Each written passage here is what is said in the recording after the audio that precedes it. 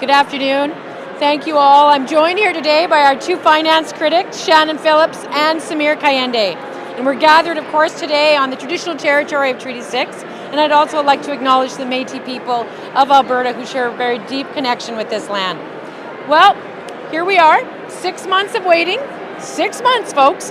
And today we got this, a throne speech riddled with vague commitments that appears to be completely silent on some of the major stresses being faced by Albertans today, such as the UCP's threat to their Canada pension plan. This is a government that doesn't care about many of the major challenges everyday Albertans face, and that is set on taking us backwards when we should be moving forward. Their agenda, which we sort of heard today, will actually make many people's lives much worse. Albertans are hurting. Housing costs, power bills, insurance, tuition, property taxes, school fees, they've all increased under the UCP and Danielle Smith. Meanwhile, public health care is still in shambles, despite Danielle Smith promising over a year ago to end the crisis in health care. But as we saw today, these are not the priorities of the UCP. What are their priorities? Well, in part, to create mass economic uncertainty through the use of the Sovereignty Act and their unspoken today plan to pull out of the CPP. They are spending $7.5 million of Albertans' hard-earned money on ads for their scheme to gamble away Albertans' pensions. And they say they're bringing in legislation in support of this scheme in the coming weeks. But not a single mention of this in the throne speech. Danielle Smith's signature economic policy, and not a single mention. Why is that? I wonder. Perhaps because the entire scheme is based on numbers that the Premier herself admitted last week are made up. And they're spending millions of dollars of Albertans' money to lie to them just so they can take more of Albertans' money. And we found out yesterday from the Finance Minister that the whole thing isn't actually even based on any objective data.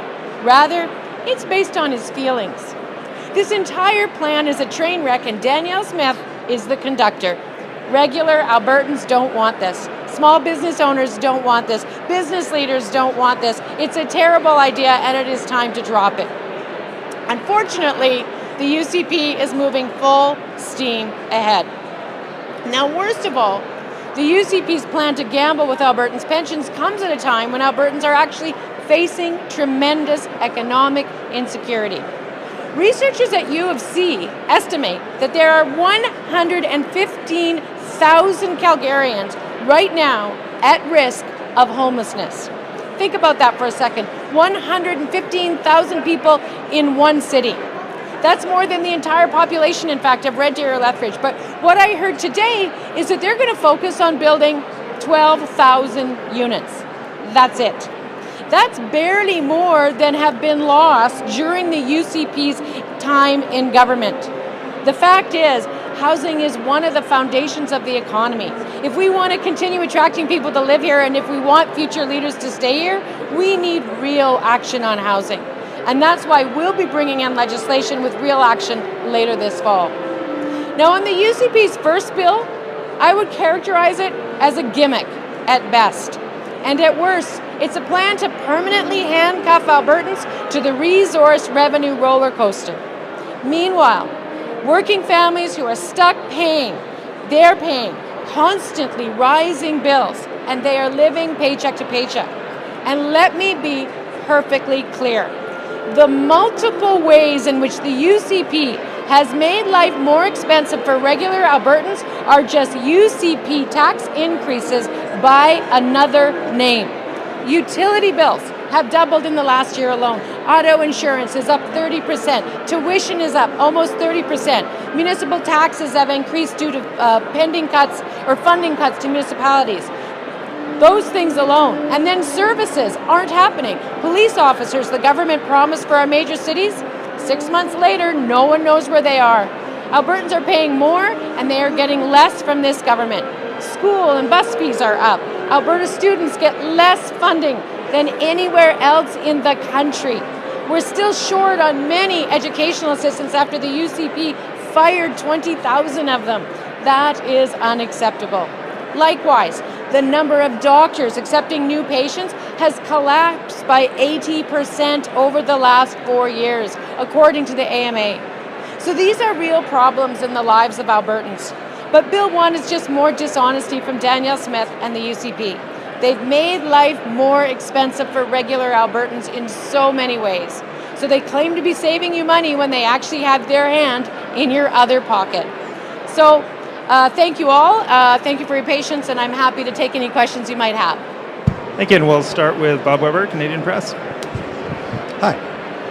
Just further to Bill 1, I'm wondering if you care to comment on the possible impact of that kind of referendum legislation on tax increases, given the experience of some other jurisdictions, such as, say, California. No, well, we as I say, we know it's absolutely a gimmick. We know that they talk about taxes, but there are hundreds of other ways to tax Albertans, which they've already been doing by downloading more and more costs onto regular families. And by doing it that way, it's regressive and it's an attack on Albertans' lowest income folks.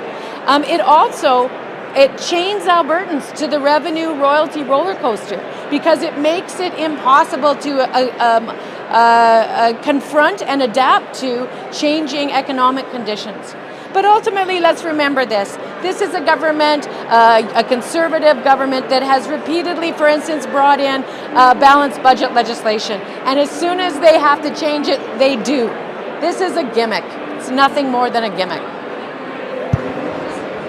Hi, Julia Wong, CBC News. You were quite critical of no mention of the APP, but I imagine you probably would have been just as critical if it had been mentioned in the throne speech. How strategic do you think it was that there was no mention? Well, I wouldn't call it strategic as much as I would call it fearful.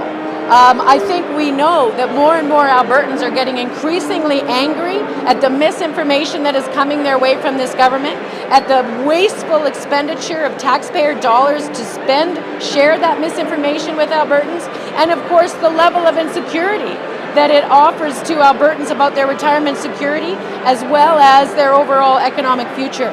So it's a very, very bad idea. Unfortunately, I think what is true is that they're not backing down because it's on their list of legislative initiatives.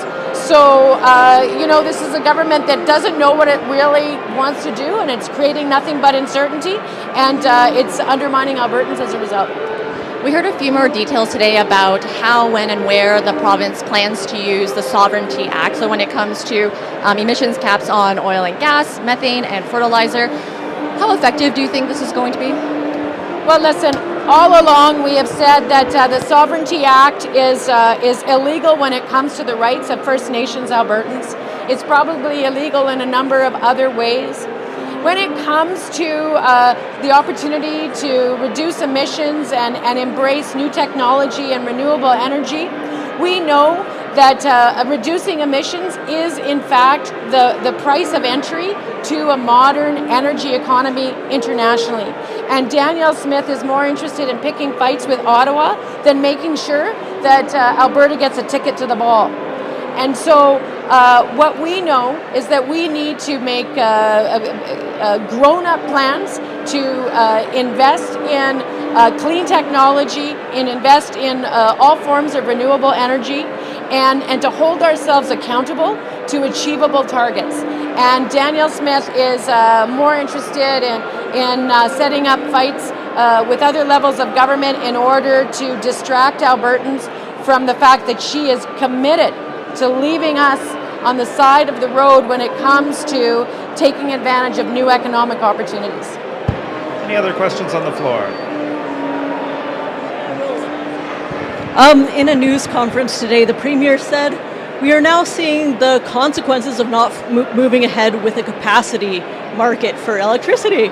Wondering what your reaction is. Okay. I honestly didn't get briefed on that one, Catherine. That's pretty funny. But listen, electricity markets are difficult to manage at the best of times. But you need to plan out. You need to be focused on reliability and affordability, and you need to be making the kinds of decisions that will also help you get to reduced emissions and ultimately a net zero grid. Those were things that we had in our sight lines 8 years ago. It was the UCP government that took the cap off of electricity prices that we had put in place. It was the UCP government that just put a ban on the cheapest form of energy available to Albertans who need reliable electricity. So every single decision they are making are putting Albertans down a path towards more price, more emissions, and less certainty in the long run. Last call for questions in person. That's all for today. Thank you. Thank you so much.